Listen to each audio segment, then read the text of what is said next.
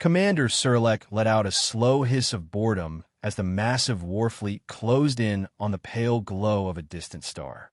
That star, designated Sol, was the seat of a planet called Earth, a humble world that the Imperial Conquest Office had labeled pre-FTL low-level threat.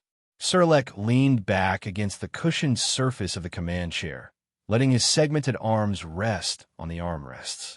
The entire bridge carried a subdued hum of power, from the life support vents to the quiet static of the comm channels. Everything about this mission felt excessive to him. They were sending 9,900 ships, an armada so large it nearly eclipsed the star behind it, to conquer a single planet that had barely even ventured beyond its own lunar orbit. The official documents claimed Earth was a potential wildcard, though Serlek scoffed every time he recalled those words. Potential wildcard. The intelligence suggested that these so-called humans possessed only rudimentary spaceflight and basic chemical weapons. Meanwhile, the Empire had subjugated worlds with advanced antimatter defenses, quantum stealth technologies, and entire arsenals of energy-based weaponry. Conquering a planet that had just begun to launch satellites seemed trivial. Yet the Supreme Council had insisted. A new directive: bring the entire war fleet, show no mercy, complete the conquest with minimal risk. Supposedly, there were data anomalies, some advanced unpredictability about human culture. The Council demanded absolute victory. Serlek, a veteran commander of dozens of successful conquests, found it all rather tedious. But orders were orders, and he was nothing if not dutiful. He glanced at the main bridge display. Before him, the other warships spread out in formation: star destroyers, orbital bombardment cruisers, and troop carriers for ground occupation. A sea of blinking navigational lights, each representing thousands of well-trained soldiers. The Empire had never failed when deploying a force of this magnitude, let alone against a pre-FTL civilization. At Serlek's right, the young strategic officer Traylon cleared his throat. "Commander, we are nearing the outer perimeter of the Sol system. Admiral Heron has requested a status update." Serlek made a half-hearted gesture. "Tell the Admiral, everything proceeds precisely as predicted. No sign of planetary defenses or advanced starships. No anomalies whatsoever. We'll be at Earth's orbit soon enough." Traylon nodded, though his antenna-like ears twitched nervously. He was one of the few among the command crew who took the intelligence reports about Earth somewhat seriously. On the other side of the bridge, Srelnori Auric. Srelnori was a rank meaning something akin to Master of Predictive Analysis, sat with a data console propped against his elongated forearms. Auric was in charge of correlating the intelligence from the Imperial Predictive Algorithms Division, PAD. He had said little during the transit, but Serlek could see the disquiet in his eyes. Serlek threw him a mocking glance. "Something on your mind, Auric?" Auric's grip on the data console tightened. "Just re-verifying the predictions, Commander." The PAD flagged Earth as a Class 9 unpredictability factor. That's extremely rare for a pre-FTL species. Serlek let out a short laugh. "Class 9 unpredictability? Because they progressed quickly from horse-drawn carts to rocket launches? Please, this mission is a formality." Auric hesitated. "I understand your skepticism, Commander, but the PAD rarely issues such a designation. There's something about human technological evolution that defies standard projections. In nearly every scenario, they come up with improbable tactics." Serlek swiveled his head to stare at the blackness of space. "Well, if they truly are so crafty, let them prove it. Though I expect no real surprises." Outside, the Sol Star had turned from a faint speck into a fierce, brilliant sphere. The war fleet slowed, adjusting to a new formation. Soon Earth would be visible, a small blue orb overshadowed by the might of 9,900 unstoppable ships. Even a vacuum seemed to hum in anticipation. Moments later, the comm console chimed. Trellan's voice carried a note of strain. "Commander, Admiral Heron's flagship requests immediate visual link." "Put it through," Serlek said. A portion of the main view screen flickered, revealing Admiral Heron's austere visage. Heron's carapace bore the insignia of a high-ranking leader within the Imperial Navy, and her compound eyes glimmered with habitual contempt for anything she deemed incompetent. "Commander Surlek," Heron began, report. Surlek gave a curt bow of respect. "All squadrons holding position. We'll pass the orbit of Mars soon. No local defenses encountered. Stealth fields engaged, though that may be overkill for these humans." Heron inclined her head. "The Supreme Council insists on complete thoroughness." "No mistakes, Commander.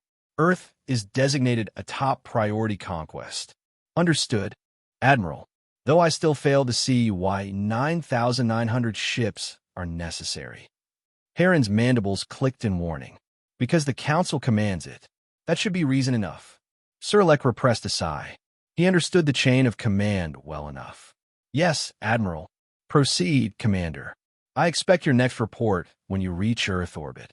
The transmission ended as abruptly as it had begun. Surlek expelled a long breath.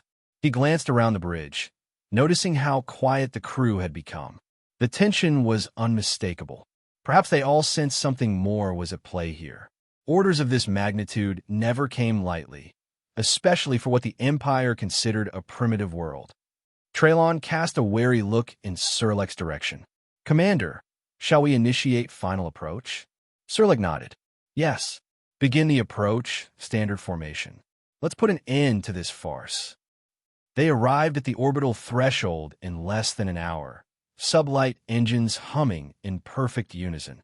Earth floated in the center of the main display, a swirling mixture of blues, greens, and whites. From a distance, it looked peaceful, almost alluring. Surlek tapped a claw against the armrest, surveying the planet as if it were a mere stone waiting to be polished. "All right," he said. "Signal the first wave of atmospheric penetrators. Let them descend for a closer look. And Traylon, instruct them to transmit in real time. I want to observe how these humans react." A flurry of confirmations came from across the bridge. On the tactical holotable, Surlek watched as 100 smaller craft detached from the main fleet. These were specialized for initial assaults, designed to break into a planet's atmosphere swiftly while mapping out any potential anti-air systems.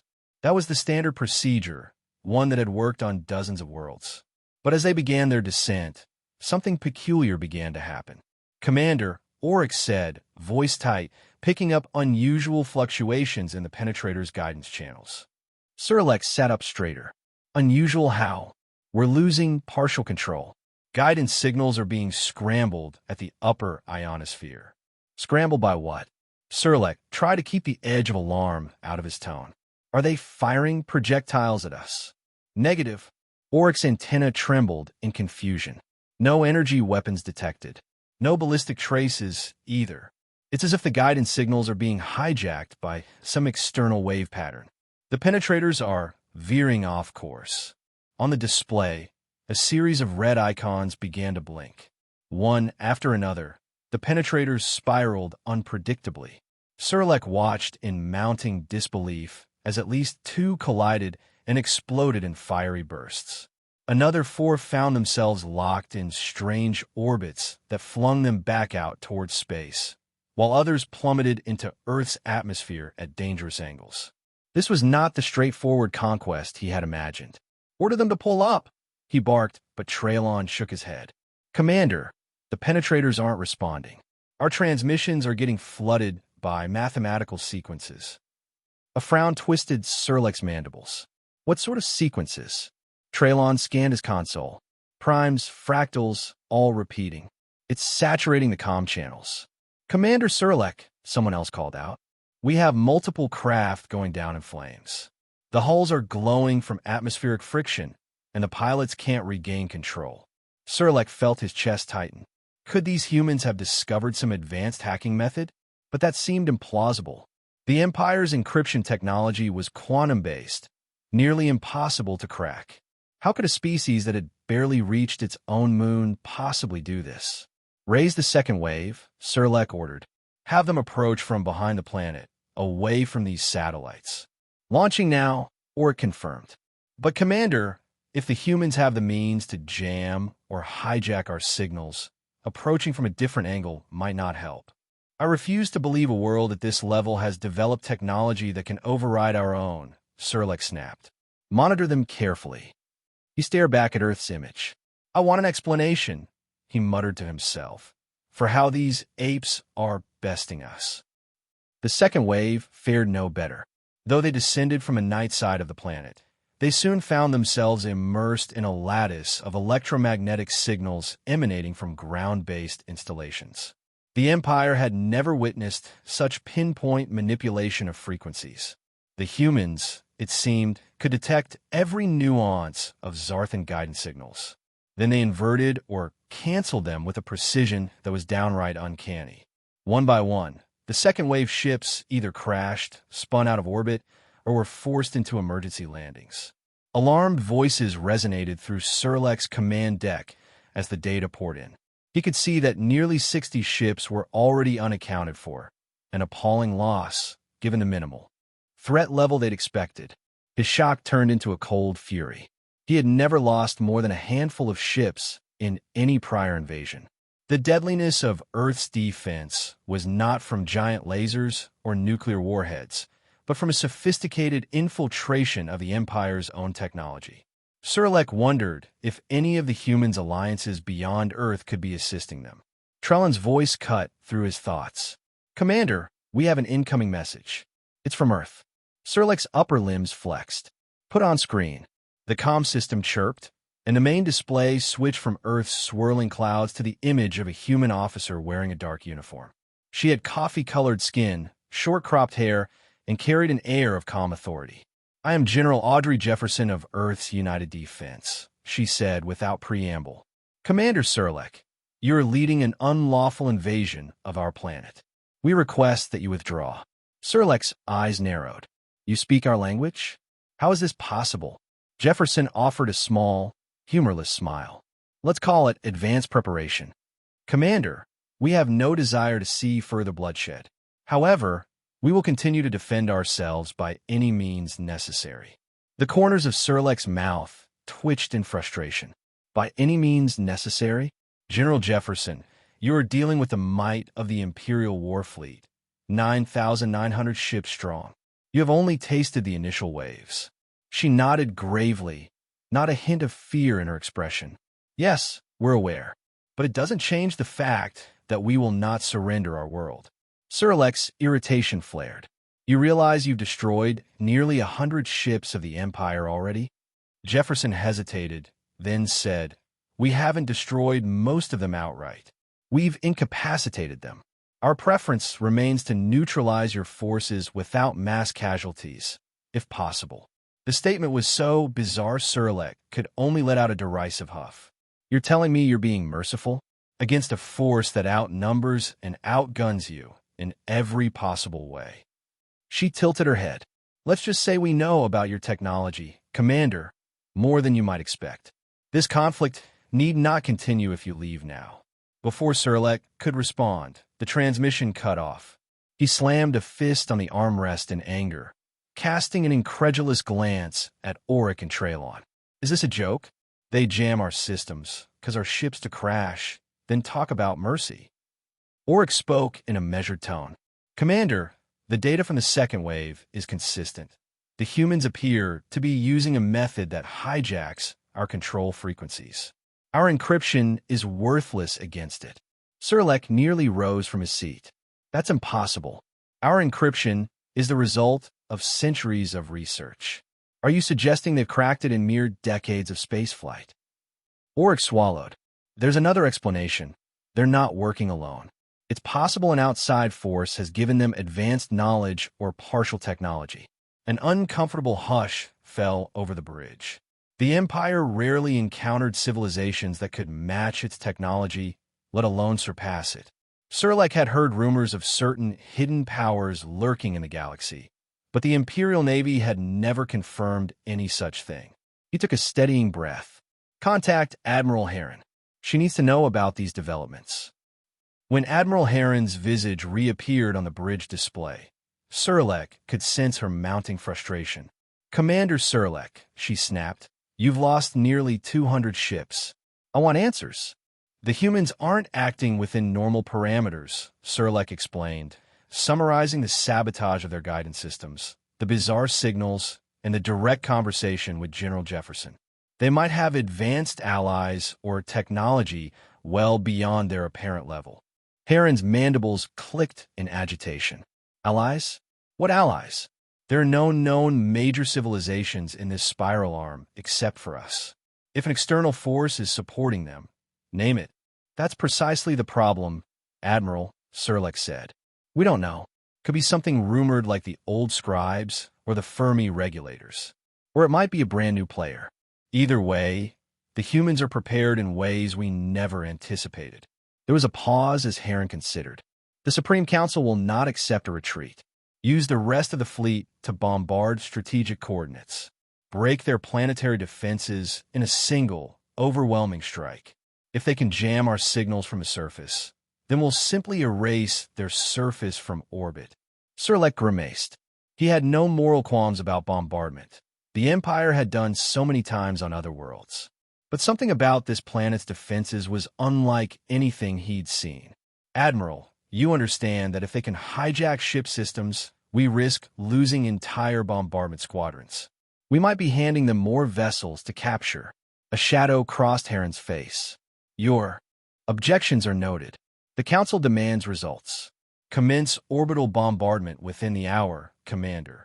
The screen went dark, leaving Serlek to stare at his reflection in the black display. He felt a twist in his abdomen.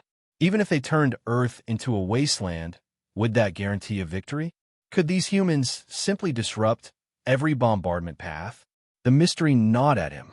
Behind him, Traylon said softly, Commander, your orders? Serlek massaged the spot between his eyes. Prepare the bombardment wave, but maintain maximum sensor vigilance. And try to open a line with that General Jefferson again.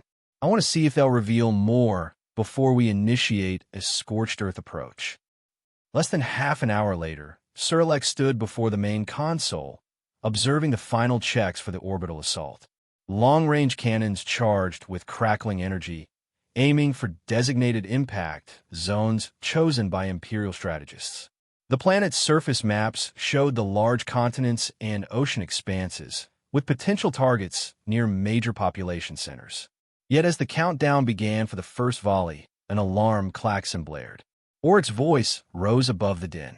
Commander, picking up gravitational anomalies near Earth's geostationary orbit. Gravitational anomalies?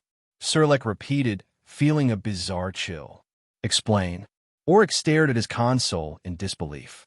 It looks like new objects appearing, large ones. I'm reading at least a dozen, no, 2 dozen. They're not emerging from hyperspace. They're just there. The bridge lights flickered as the sensor data poured in. Serlek quickly commanded the main display to show this region. Indeed, a cluster of vessels, stark white, seamless hulls, had materialized around Earth. They hovered in perfect formation. No visible engine flares, no standard emissions. One flicker of movement, and a new communication lit up Serlek's console. Commander, incoming transmission on all frequencies. They're broadcasting in perfect Imperial standard. Serlek exchanged a perplexed glance with Traylon. On screen, the main display now revealed a pale figure, humanoid in shape, draped in flowing attire that shimmered as though part of the background. The being's eyes were large, luminous, and there was an air of unsettling calm about its presence. I am Observer Meisel of the Concord, the figure said, its voice resonating with layered timbres. Commander Serlek of the Imperial Warfleet, you stand in violation of Article 17 of the Protected Worlds Treaty. Serlek's mind reeled.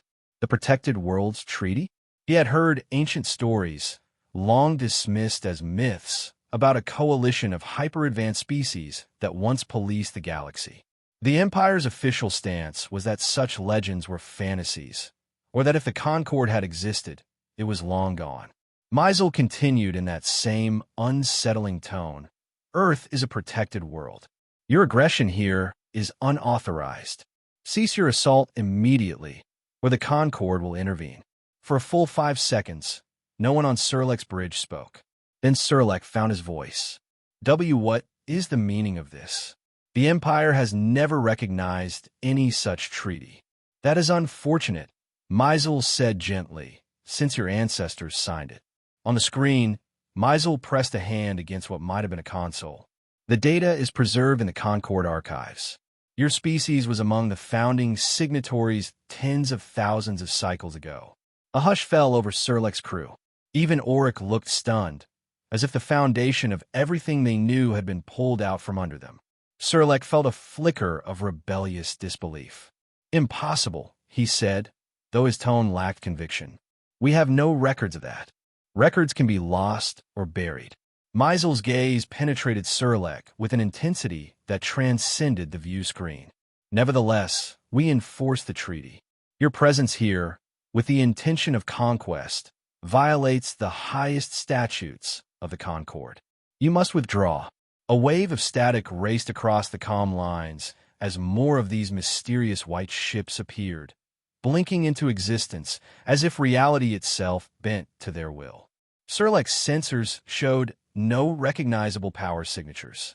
It was as if these vessels existed outside the Empire's entire technological framework. He could hear panicked whispers from behind him. Traylon fiddled with the console. "Commander, we're picking up transmissions from Admiral Heron's flagship. The Admiral is demanding to know what these new vessels are." Serlec shook his head in an effort to collect himself. "Patch the Admiral in." Moments later, Heron's face appeared in a corner of the screen, overshadowing the Concord's observer. She bared her fangs. "Commander, is this some human trick? Or is this actually them?" Meisel's expression remained serene. "Admiral Heron, the Concord is quite real, and we strongly suggest your fleet depart Earth's orbit at once. Failure to comply will result in immediate sanctions. This includes possible disarmament of your entire war fleet." Heron glared. "We do not bow to threats, especially from a myth." A subtle shift in Meisel's expression indicated faint disapproval. "We prefer peaceful resolution, but we stand ready to enforce this treaty. You have 1 standard hour to comply." The transmission ended, leaving Serlec's display to revert to the unnerving image of multiple white Concord ships idling around Earth. The Admiral's separate feed remained. Heron was visibly unsettled, though she tried to mask it. "Commander Serlec, hold position. We need to speak with the Council. Meanwhile, do not initiate any further attacks." Serlec gave a curt nod. "Yes, Admiral." The link closed, and Serlec slumped slightly in his seat. Auric's gaze met his, a spark of relief and dread intermingling. "Commander," Auric said quietly, "if the Concord is real, we're in far deeper than we ever imagined. Legends say they can manipulate space-time at will." Serlec placed a palm against his forehead. "This changes everything." The next hour felt like an eternity. Serlec refused to send additional waves, and the orbital bombardment was put on hold. Meanwhile, the Concord ships maintained their silent vigil. Data scans revealed that the vessels seemed to ripple in and out of normal sensor parameters. It defied logic. General Jefferson made another appearance via text-based communication, not a video feed this time. The message read simply, "Commander Serlec, we told you we had friends. Please stand down to avoid further losses." With every minute that ticked away, Serlec realized his entire worldview was crumbling. The Empire had dismissed so many old stories as fables, tales of a powerful, ancient coalition that watched from the shadows. But the evidence was here, staring him in the face. He had no illusions that his war fleet would stand a chance if the Concord decided to take action. When the call came back from Admiral Heron, accompanied by a large assembly of the Supreme Council, Serlec could see the strain etched on their faces. This was not the straightforward conquest they had planned. The council leader, an aged Zarthan with one milky eye, spoke in a rasping voice. "Commander Serlec, the council has deliberated. We will issue a directive to retreat from Earth. However, we must preserve the Empire's dignity. You will claim that environmental anomalies in this system pose an insurmountable hazard, rendering occupation infeasible." Serlec stiffened, his pride warring with relief. "So we are to lie to our people about the reason for withdrawal?" The council leader's mandibles tightened. That is an order, Commander. We cannot allow stories of an unstoppable force to undermine the Empire's authority. Admiral Heron will coordinate the official statements. Effective immediately, you will begin recall of all operational ships. Serlek nodded slowly. Understood. Admiral Heron broke in, looking positively haunted. Commander, we have lost over 600 ships across the first few waves of attacks, sabotage, and forced landings. General Jefferson claims they have not destroyed every vessel, but disabled many. They offer to return captured personnel. This is a courtesy we will accept, but do not forget we remain in control of the bigger picture. A sardonic thought crossed Serlek's mind. We remain in control? Everything about the situation screamed that they were at the mercy of the Concorde. Still, he held his tongue. As you wish, Admiral. Then do your duty, Heron ordered. If the Concorde allows it, we'll regroup at the nearest rally point and pretend this fiasco never occurred. The official record will cite a dangerous solar anomaly. Our scientists will produce plausible data for the public. Serlek cut the transmission with a sense of finality. He turned to address the bridge crew, Traylon at the comm station, Auric at his data console, and half a dozen others. A hush fell as they watched him carefully. You heard the council, Serlek said, voice echoing through the tense air. We are to withdraw. Recall every ship that can still move. Communicate to all squadrons. We depart this system immediately. No one spoke. It was as if they were collectively exhaling a breath they'd been holding for hours. Traylon finally murmured, Yes, Commander, and began sending orders through the secure channels. Serlek's gaze rested on Earth for a long moment. This planet had undone the Empire's illusions in mere hours. It was as though the collective arrogance of 1,000 conquests had shattered against one small, blue-green sphere and the cosmic guardians that stood behind it. Withdrawal operations were chaotic. The Empire's chain of command was designed for conquest, not an abrupt retreat. Hundreds of ships had crash-landed or been forced into emergency maneuvers. Some had scattered across the system, drifting near the asteroid belt or the orbit of other planets. Others were still, engaged in skirmishes with Earth's electromagnetic net, attempting to wrest control of their systems back.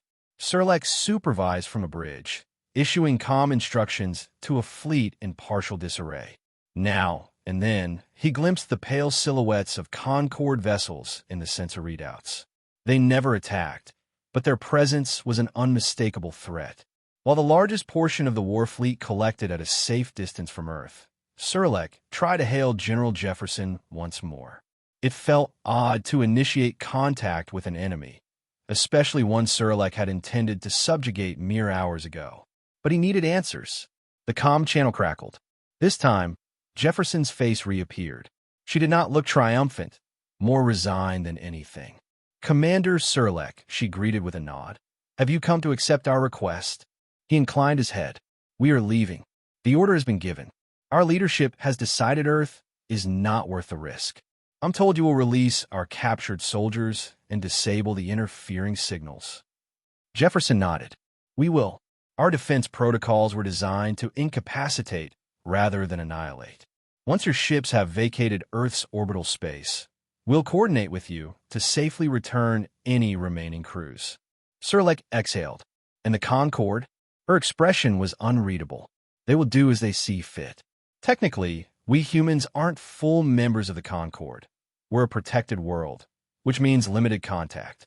But we've learned enough from them over the past decades to protect ourselves from an unprovoked invasion. He felt compelled to ask, why not just let the Concorde wipe us out? You must know they have that power. Jefferson hesitated, then offered a faint smile. Warfare is not our first solution, Commander. In fact, we prefer as little destruction as possible. The Concorde has a strict mandate to preserve life where feasible.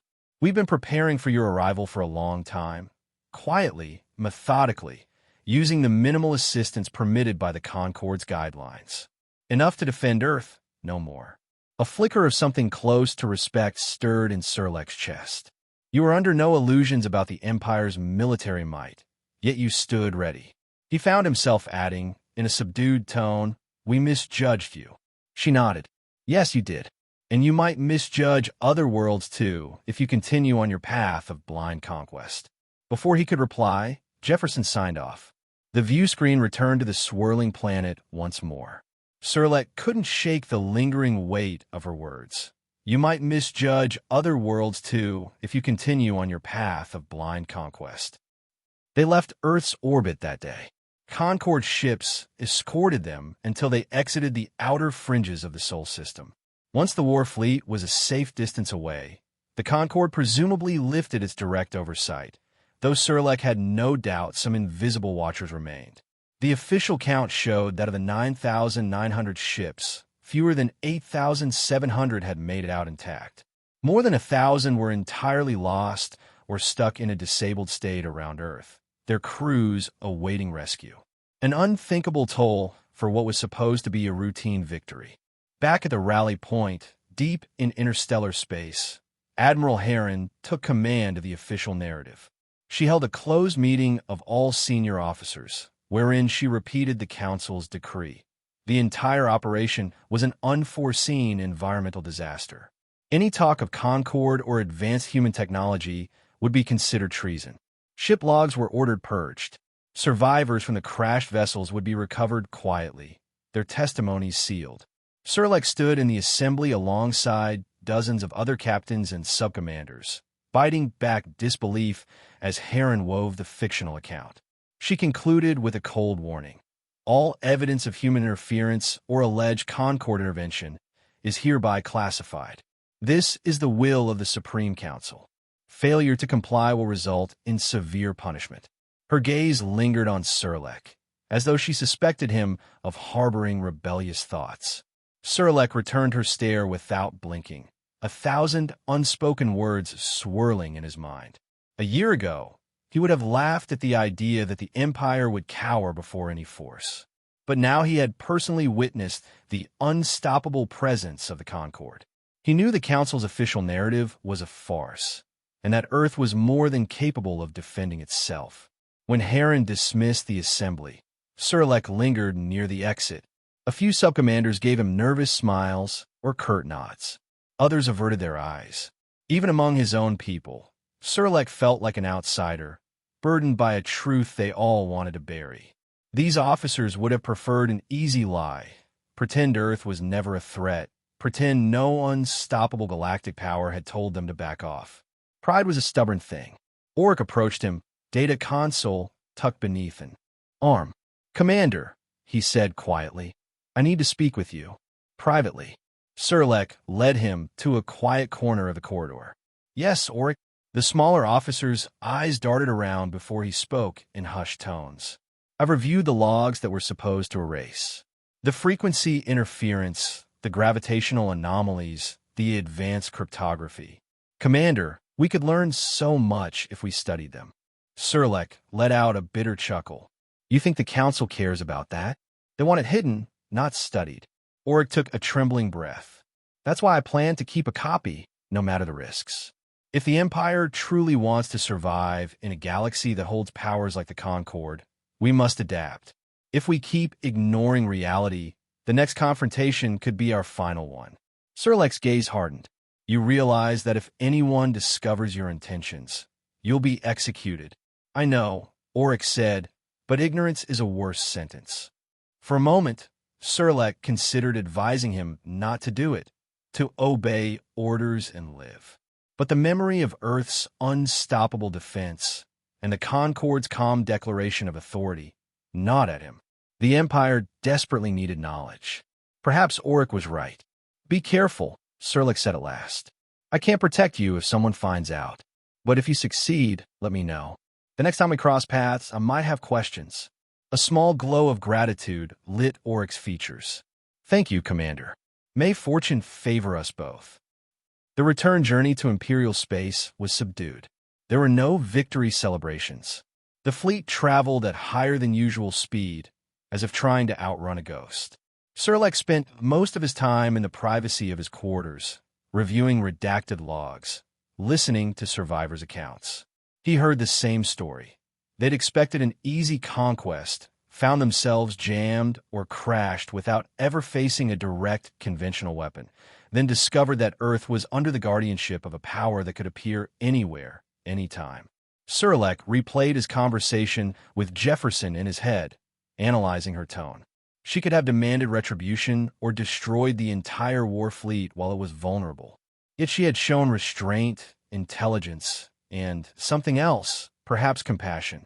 That notion unsettled Surlek more than any advanced technology. Compassion from a species threatened with genocide? By the time the battered war fleet arrived at the Imperial outpost near the Orion Spire, a swirl of rumors filled the official channels. Some suspected sabotage from within the Empire, or that Earth was a decoy for a larger foe. Others claimed the entire fiasco was orchestrated by the Council itself as a demonstration to quell rebellious admirals. Every rumor avoided the simplest explanation. Earth was protected by the Concord, and the Empire had no chance. That truth was too big, too terrifying. As they disembarked, Surlek received a summons. He was to report to the Supreme Council's main fortress on the capital planet, presumably to provide a personal debriefing. The message made it clear that the Council expected total compliance. Once again, Surlek felt the old rebellious stirring. He remembered telling Jefferson that Earth had no chance against 9,900 ships. How wrong he had been. 2 days later, Surlek stood in a stark, imposing chamber deep within the capital's fortress. The Council's dais loomed overhead like a row of silent judges. 7 figures in ceremonial garb peered down at him. He sensed their disapproval. "Commander Surlek," intoned the Council leader, his voice echoing. "You oversaw the expedition to Earth. The official record states it was aborted due to unsustainable environmental conditions. Is that accurate?" "Yes, Counselor," Surlek said, meeting the older Zarthan's gaze. "I led the invasion as ordered, but discovered the planet's atmosphere and magnetosphere to be dangerously volatile for our equipment." His words sounded hollow, even to him. The Council was orchestrating a lie he had to speak as if it were truth. "Very well," the Council leader continued. "We also note that casualties were considerable. Do you have further testimony regarding the circumstances?" Surlek forced himself to remain calm. If he told them what truly happened, he'd be dismissed or executed. Possibly both. "Only that the anomalies we encountered made it impossible to proceed," he said. A flicker of approval passed over the Council's faces. Their questions continued, but none directly asked about the Concord, as if they were deliberately avoiding it. When the session ended, the Council leader gave Surlek a final look. "You are dismissed, Commander. Your service to the Empire is noted. Should you choose to question the official narrative, remember that your status can be revoked." He bowed stiffly, turned, and left the chamber with his mind ablaze. The Empire was burying its head in the sand. Surlek was certain that Earth was not the only protected world. Sooner or later, the Empire would stumble upon another. Next time, the Concord might not be so lenient. Months passed in this uneasy silence. The Council suppressed all chatter about Earth, punishing those who pried too deeply. Many of the surviving pilots and officers were scattered across distant assignments, ensuring they wouldn't share knowledge with each other. Surlek found himself relegated to a minor command role, overseeing routine patrols in a quiet sector of space. It was, in effect, a demotion without official demotion, a way to keep him out of the spotlight. During one such patrol, something strange occurred. Surlek's sensors detected an anomaly near the orbit of a desolate planet. That planet was charted as uninhabited, lifeless.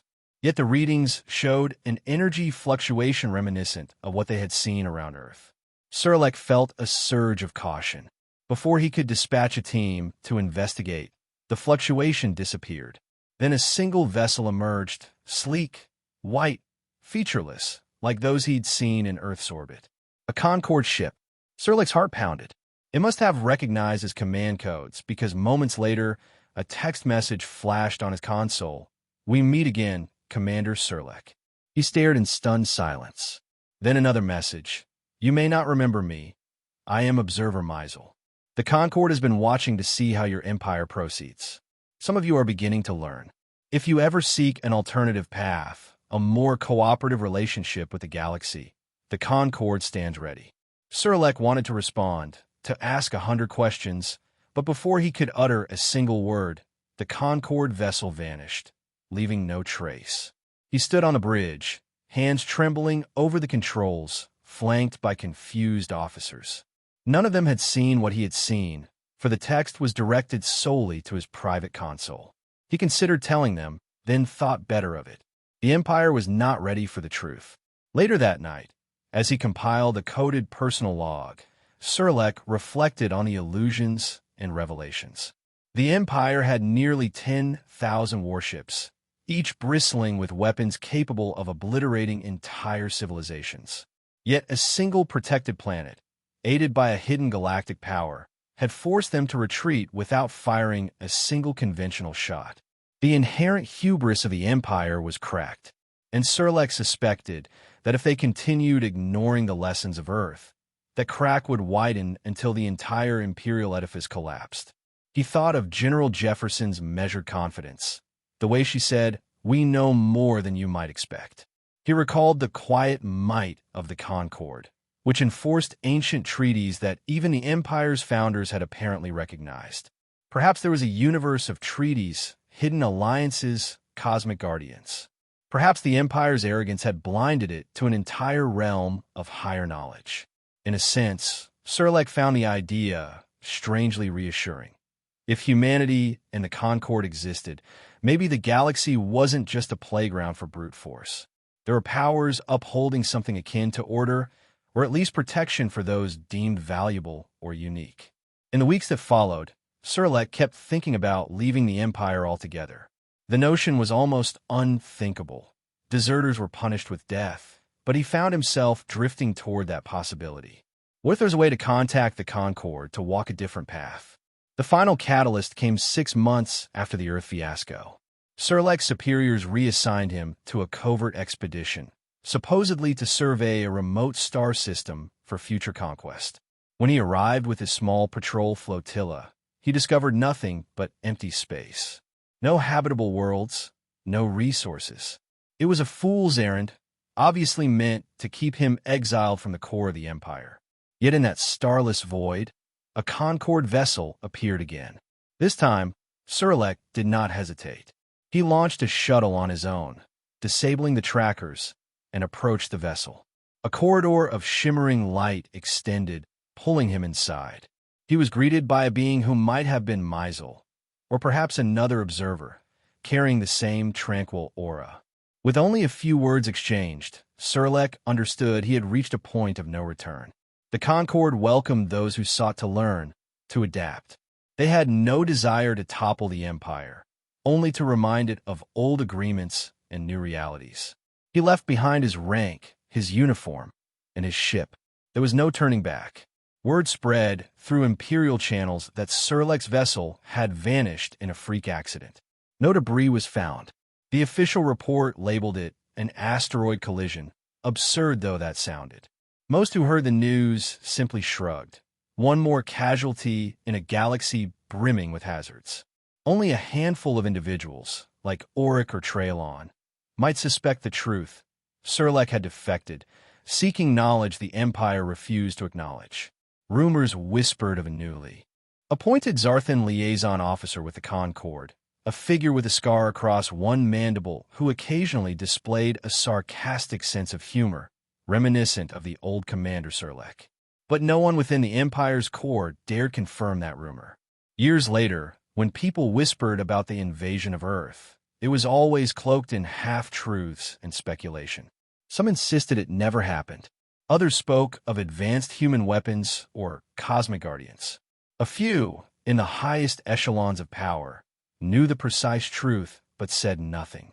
The official propaganda endured. 9,900 ships sent to Earth had simply encountered an unforeseen environmental disaster, and only a few returned to share the cautionary tale. Yet behind that veil of secrecy, the spark of change persisted. Thanks to Surlek, Auric's hidden data archives, and the unstoppable presence of the Concorde, the Empire's days of unchallenged conquest were numbered. Even as it projected outward confidence, it knew the galaxy was larger and more mysterious than its dogma allowed. And on a blue-green planet called Earth, General Audrey Jefferson would occasionally look up at the stars, remembering the day she faced down the might of an alien war fleet backed by an ancient alliance. She took comfort in knowing Earth was safe, protected not just by advanced electromagnetic defenses, but by the watchful eyes of the Concorde itself. At the end of it all, the simple fact remained. They had sent 9,900 ships to conquer Earth, and only a few lived to tell the tale.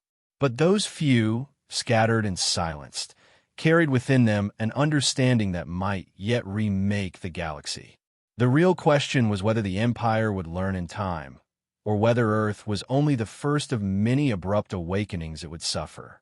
In the hush of unknown corners of space, the Concorde stood watch, ready for the next chapter to unfold, certain that no empire could remain blind to a universe so vast, so old, and so patiently waiting for those wise enough to listen.